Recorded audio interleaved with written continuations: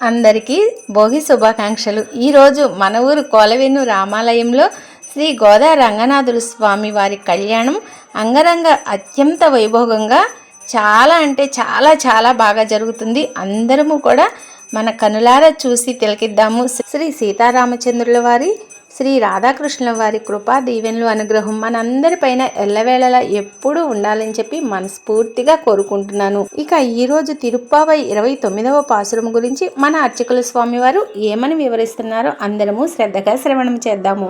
జై శ్రీరామ్. వాసుదేవ.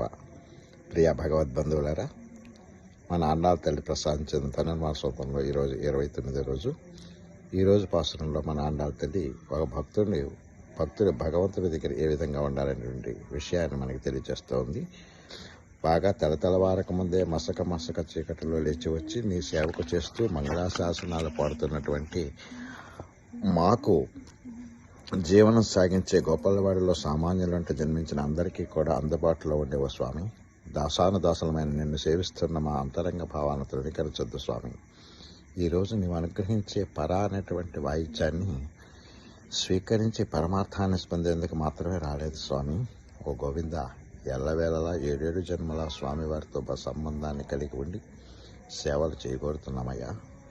మా ఇతర కోరికలు ఏవీ లేకుండా ఉండేలా మమ్మల్ని అనుగ్రహించు తండ్రి అని చెప్పి ఈ పాఠంలో మా నాన్న తల్లి తెలియజేస్తుంది.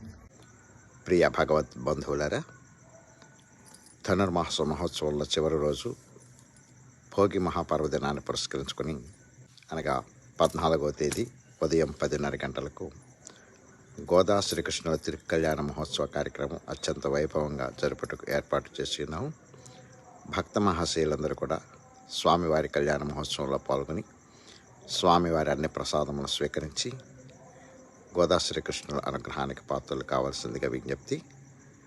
ఈ కళ్యాణ మహోత్సవ సమయమందు చిన్నారులకి భోగి పళ్ళు కార్యక్రమం కూడా జరుగును. కాబట్టి చిన్నవారిని కూడా తీసుకుని వచ్చి భోగి పళ్ళతో వారికి ఆశీస్సులు అందజేసి ఈ కార్యక్రమాన్ని జయప్రదం చేయవలసిందిగా విజ్ఞప్తి. జై శ్రీరామ్. వాసుదేవ.